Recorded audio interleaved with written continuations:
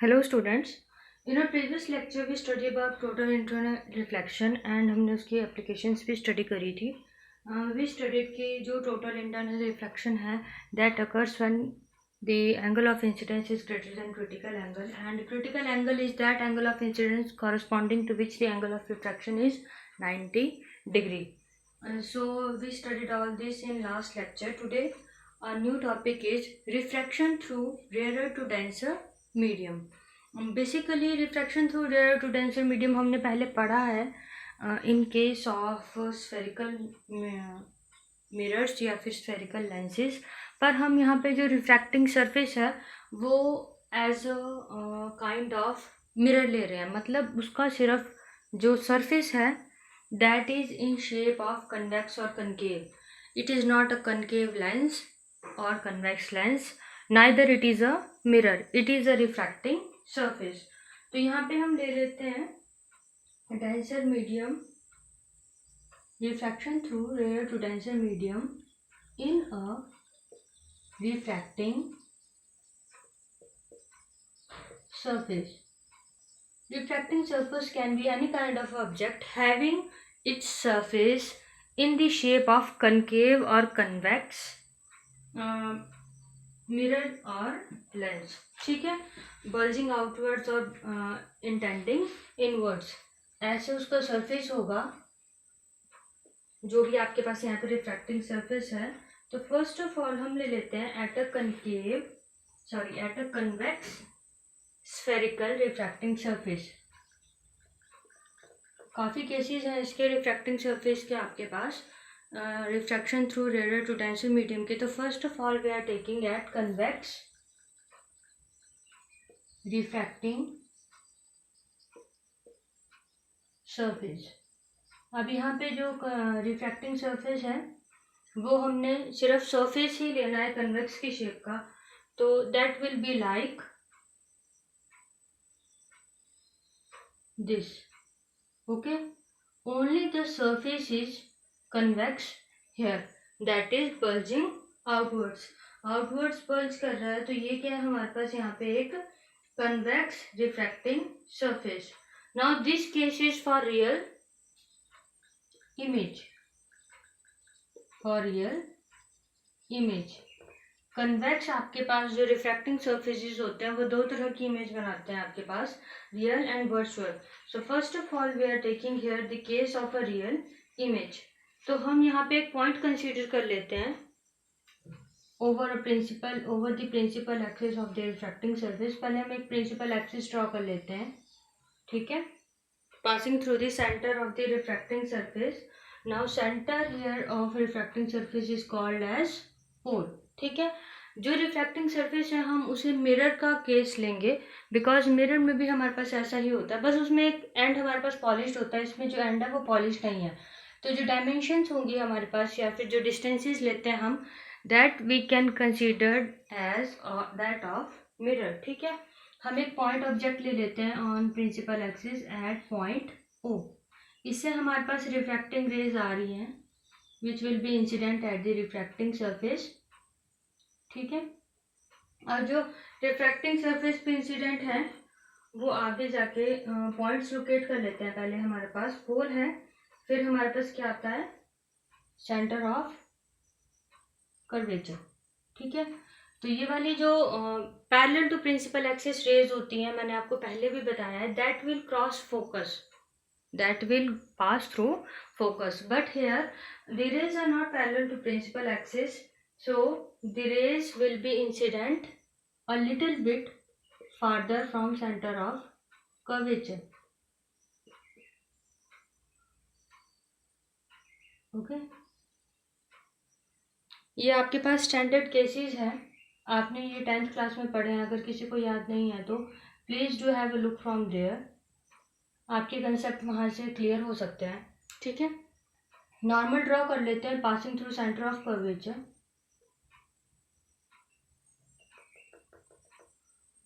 Here तो ये आ गई हमारे पास इमेज. अब जो पॉइंट ऑब्जेक्ट है वो हमारा ओवर प्रिंसिपल एक्सिस है, तो उसकी रियल इमेज भी कहाँ बन रही है एट प्रिंसिपल एक्सिस. तो ये हमारे पास रियल इमेज है ऑब्जेक्ट की, इसे हम पॉइंट आई कंसीडर कर लेते हैं। I, this point we are considering it as I. Refracting plane को हम एक्स वाई नेम दे देते हैं यहाँ पे, ठीक है। ये हमारे पास एंगल ऑफ इंसिडेंस हुआ विद नॉर्मल, एंड ये हमारे पास एंगल ऑफ रिफ्रैक्शन हुआ। ओके, सो ये हमारे पास नॉर्मल है, नेम इट एज एन। इस पॉइंट को हम ए कंसीडर कर लेते हैं, यहाँ से एक परपेंडिकुलर ड्रॉ कर लेते हैं M on the principal axis. हम हमेशा परपेंडिकुलर ड्रॉ करते हैं सो दैट हम एंगल्स फाइंड आउट कर सकें, ठीक है। जो बाद में हम अप्रॉक्स पी कंसीडर कर लेते हैं, क्योंकि परपेंडिकुलर बहुत ही क्लोज होता है पी के, सो हम उसे नियरली इक्वल टू पी ले लेते हैं बाद में। एक रिफ्रैक्टिंग रे हम ये कर लेते हैं जो डायरेक्ट जा रही है ऑब्जेक्ट के ऊपर। सो अब हम इन एंगल्स को नेम कर लेते हैं। First of all, angle AOM we can consider it as alpha, and another angle ACM, that is ACM, we can consider it as beta. Okay, या फिर आप इसे गामा कंसीडर कर सकते हैं, क्योंकि हमने पहले ऑब्जेक्ट का कंसीडर किया था, हम इमेज का बीटा रखते हैं। Just to maintain the series आप कुछ भी नेमिंग कर सकते हो, यू आर कंसीडरिंग इट। यहाँ पे ज़रूरी नहीं है आप बीटा, मैंने पहले बीटा लिख दिया था तो आप भी बीटा लिख सकते हो, ठीक है, ऐसी कोई प्रॉब्लम नहीं है। And just maintaining the series के ऑब्जेक्ट के बाद आपका इमेज है, तो here this angle can be given as beta, ठीक है। ये मैंने डायरेक्शंस ड्रॉ कर दी है। तो अब हमारे पास यहाँ पे हम क्या फाइंड आउट करेंगे, हमें रिलेशन फाइंड आउट करना है रिफ्रैक्टिव इंडेक्स और आपके पास जो इमेज ऑब्जेक्ट एंगल्स हैं, ठीक है, या फिर इमेज ऑब्जेक्ट डिस्टेंस है। तो फर्स्ट ऑफ ऑल यहाँ पे हमने जो एंगल्स कंसीडर करे हैं हम वो लिख लेते हैं। First of all, let a refracting surface X Y separate a rare medium. यहाँ पे ये वाला रेयर मीडियम है and this one is denser medium, ठीक है। So consider a refracting surface XY separating a rarer and rarer क्या क्या आप डेजिग्नेट कर सकते हो μ1 and denser medium μ2. Next with us is let P be the pole and C be the center of curvature of this surface.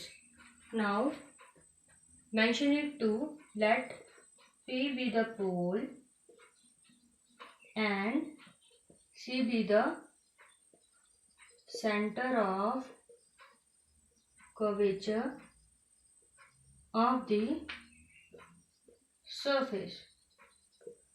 Next जो हमने लिया है इसमें that is consider a point object O lying on the principal axis. जो हमने यहाँ पे consider किया था object at point object consider किया था, मेंशन दैट टू, आपको ये मेंशन करना है। उसके बाद a ray of light starting from O is incident normally at X Y plane, normally at X Y plane. जो हमने ये रे ड्रॉ करी है O A X Y plane पे नॉर्मल है, ठीक है। उसके बाद आपको डायरेक्ट ये लिखना है कि it's real image is formed at point I, it's real image is formed at point I, ये सब आपको लिखना है, इतना सा सिर्फ। उसके बाद आपको क्या करना है, from A draw perpendicular O, from A draw perpendicular A M on principal axis. जब आप ये परपेंडिकुलर की कंस्ट्रक्शन लिख लोगे उसके बाद आपको क्या करना है, एंगल्स कंसीडर करना है, जैसे हम अब तक मिरर फॉर्मूला में कंसीडर करते आ रहे थे, बट उसमें हम क्या ले रहे थे, थोड़ा डिफरेंट वे में ले रहे थे, इसमें थोड़ा डिफरेंट वे में लेंगे। कैसे, in triangle AOM angle AOM can be given as tan alpha, which is equal to perpendicular upon base. Okay, perpendicular here is OM and base here is, sorry, perpendicular here is AM and base here is OM. ठीक है, तो here tan alpha is equal to AM upon OM.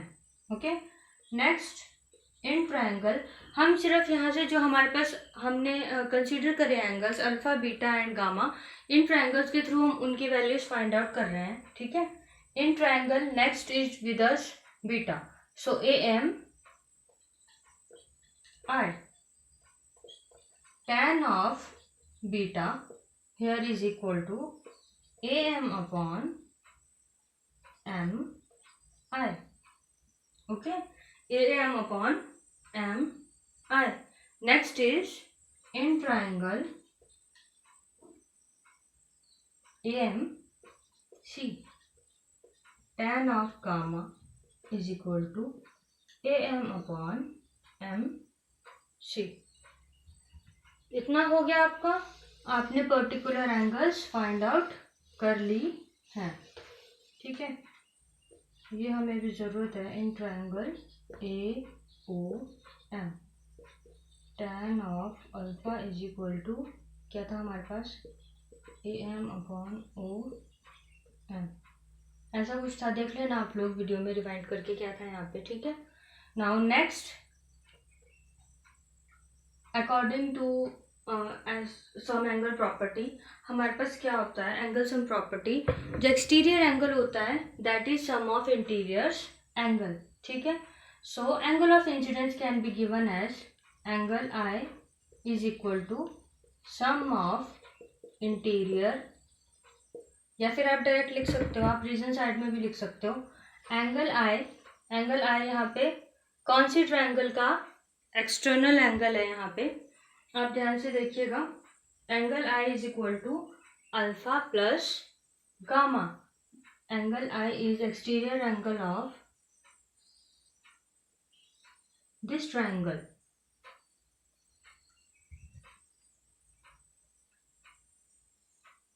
A, O and C. ऐसा है ना angle आई यहाँ पे, देखिए. So angle I can be given as sum of interior angles that is alpha plus gamma. So exterior angle is equal to sum of interior angles. Now angle R that is angle of refraction. अब ये किसका है यहाँ पे exterior angle, ये आपको देखना है that is R plus B. देखो R हमारे पास कैसे निकलेगा यहाँ पे, R can be given as, अब यहाँ पे हमारे पास देखिए, ध्यान से देखिएगा, जो गामा है वो बनेगा एक्सटीरियर एंगल. अब हमारे पास गामा कैसे एक्सटीरियर एंगल बनेगा, देखिए ये ट्रायंगल है हमारे पास, कुछ इस तरह से है फिगर में, अगर आप ध्यान से देखेंगे तो, which is A, C and I. ठीक है, here it is with us A, C and I. तो यहाँ पे इस ट्रायंगल का R एंड बीटा. सो अगर आप देखें इस ट्रायंगल को घुमा के देखो या फिर ऐसे भी देखो, तो ये क्या है, इन दोनों का एक्सटीरियर एंगल. ठीक है, gamma is exterior angle of triangle ACI. So here gamma can be given as R plus beta. Simple, gamma can be given as angle R plus beta. Angle यहाँ से हटा देती हूँ. ठीक है, ताकि हमें एंगल ऑफ इंसिडेंस हमें पता ही है, ये सारे एंगल्स हैं. जस्ट टू मेक इजी और डेरिवेशन मैं एंगल हटा रही हूँ यहाँ से. तो यहाँ से हम R को सेपरेट आउट कर लेते हैं, that can be given as gamma minus beta. तो हमारे पास यहाँ पे एंगल I और एंगल R आ गया. Now we have from 1, 2 and 3. ठीक है, from 1, 2 and 3.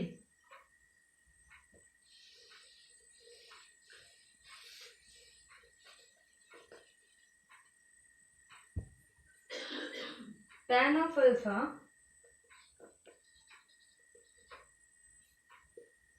is nearly equal to alpha. Tan of beta is nearly equal to beta, and tan of gamma is nearly equal to gamma, as they are very small angles. ठीक है, जो भी tan alpha beta और gamma के equal था, अब हम उसे यहाँ पे अल्फा बीटा और गामा की जगह सब्स्टिट्यूट कर सकते हैं. ठीक है, next with us is Snell's law. अब हमारे पास एक स्नेल्स लॉ था जिसके अकॉर्डिंग क्या था, हमारे पास ratio of refractive index is equal to ratio of sine of angle of incidence and sine of angle of R. So that can be written as according to Snell's law. ठीक है, sine of angle of incidence to the sine of angle of r is equal to mu1 upon mu2. ठीक है, sorry mu2 upon mu1. Rare to denser है ना यहाँ पे, mu2 upon mu1. ठीक है, तो refraction through rare to denser medium का आपके पास जो रिफ्रैक्टिव इंडेक्स है वो कैसे दिया जाता है, that is ratio of denser medium, refractive index of denser medium to the ratio of refractive index of rare medium. ठीक है, विच इज mu2 या फिर mu1 2 रेयर टू डेंसर. ठीक है, नाउ इस रिलेशन से अगर हम जो साइन ऑफ आई है, साइन ऑफ आर है, उसे भी हम नियरली इक्वल टू आई लें, टू स्मॉल एंगल्स, तो हमारे पास क्या आएगा, देखिए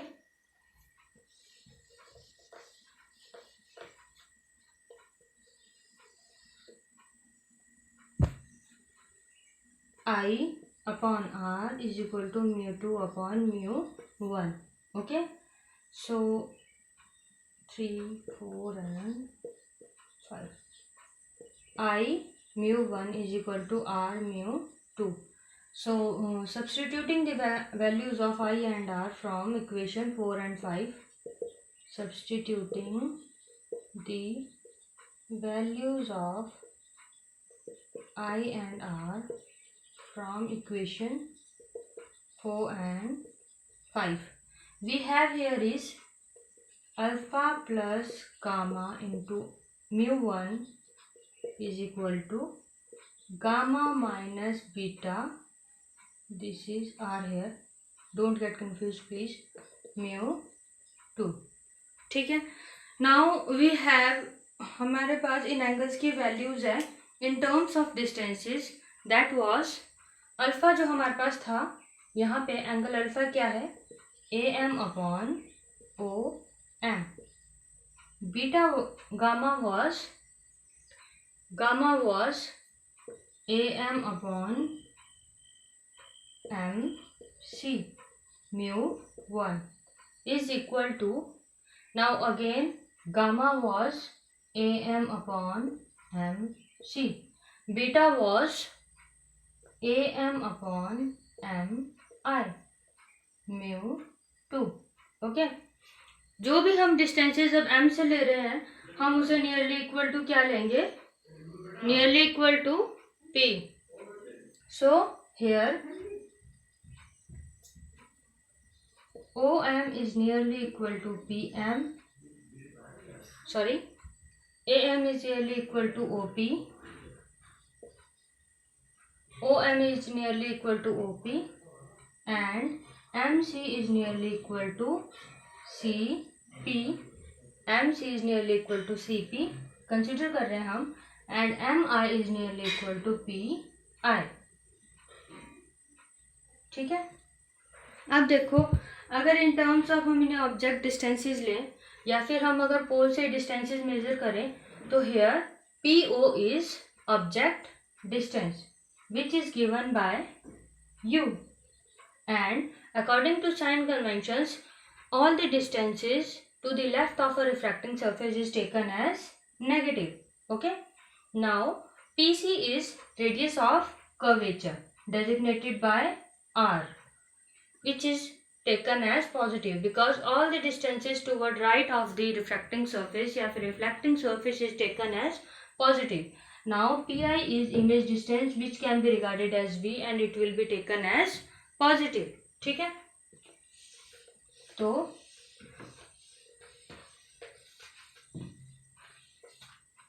name it as equation 6 and these 7. From equation 6, taking AM common both sides, 1 upon OM plus 1 upon, आप OM को भी सब्सटीट्यूट कर सकते हो यहाँ, फ्रॉम इक्वेशन 6 एंड 7. ठीक है, AM upon OP plus AM upon MC को आप PC लिख सकते हो, simple, is into μ1. Blackboard थोड़ा छोटा है, आप लोग कंफ्यूज मत होइएगा, आप लोग अपनी बुक से भी कर सकते हो. Just take a little reference here, थोड़ी सी डायरेक्शन ले लिए कीजिए आप लेक्चर से. As you are grown up students, आप खुद भी कर सकते हो. PC minus 1 upon PI. Okay, so therefore AM and AM gets cancelled out here. 1 upon OP with us is 1 upon U plus PC is 1 upon R is equal to 1 upon R minus 1 upon V mu 2.